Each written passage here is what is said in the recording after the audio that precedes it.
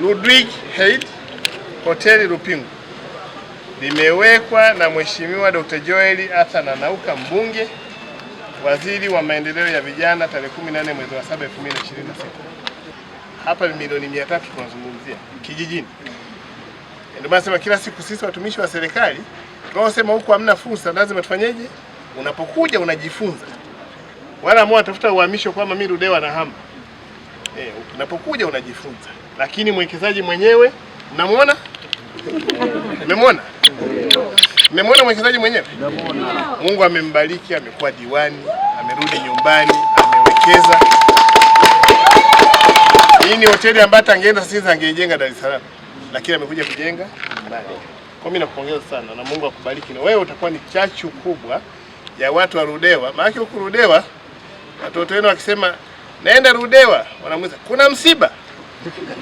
Sasa naambia naenda Ludewa nimewekeza. Mwambie watoto wenu kwenye magrupu ya WhatsApp ya Ludewa wajadili maendeleo. Mambo ya kubishania ubunge wa Kamonga, mbunge huyu hapa.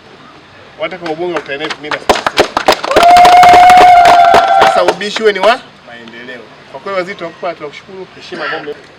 Na mnaweza mkaona maana ya mtu kusema anarudi nyumbani anawekeza.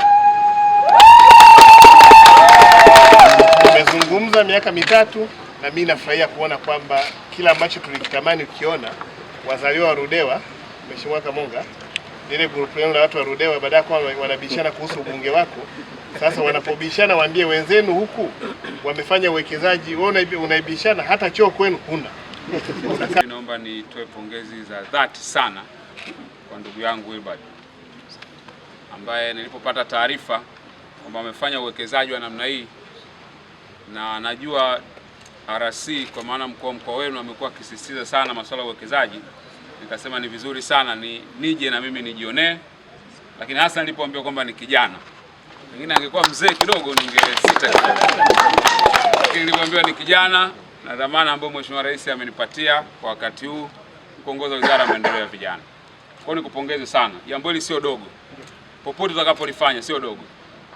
Wachache sana wanaweza kuwa na uthubutu wa kufanya jambo hili, lakini katika umri wako pia ni jambo la kumshukuru Mungu kuwa na uwekezaji wa namna hii. Nidhamu na ukaweza kuwekeza hapo. Kwa hongera sana, lakini hongera nyingi zaidi kwa kuja kuwekeza katika maeneo kama haya.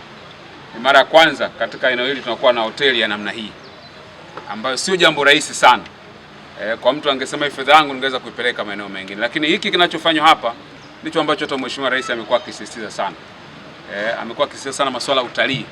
Ni sekta moja hapo ya msingi ambayo anataka kuona inakuwa kwa kasi. Lakini Mheshimiwa Rais, pili naomba niwapongeze nyie viongozi wa serikali.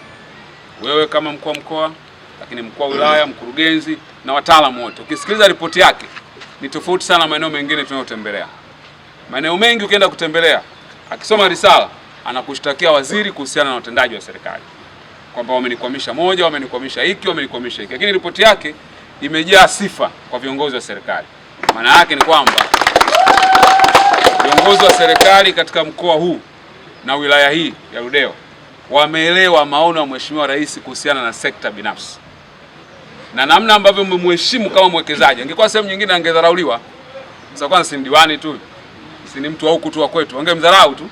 Lakini nyinyi mmemheshimu, mmempa nafasi kama mwekezaji na mmempa alichokuwa anakihitaji. Kwa kweli katika hili na mimi nitaenda kupeleka ujumbe maeneo mengine kwamba viongozi wa maeneo mengine wa serikali pia waige mfano huu, kwamba badala ya kuwa vikwazo wawe ni sehemu ya kufanikisha maono yao. Naomba nitoe pongezi za dhati kwenu kama viongozi, na ninaamini kwa mwendo huu maana yake tutavutia zaidi sekta binafsi kwa ajili ya uwekezaji.